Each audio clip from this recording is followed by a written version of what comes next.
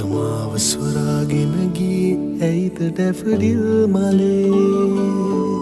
හිමවාගේ සුන්දර හසකැන් රඳවාදේ මුමුණා කියන්නේ නල රැලි කඳුමානයේ ඔබ තාම මාගෙමයි වසත් කල යෞවනී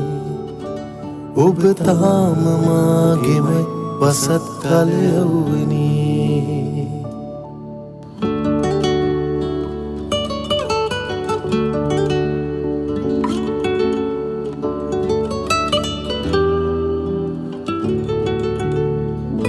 දුර ඈත ගන්තිරේ සෙද සීත මාරුතේ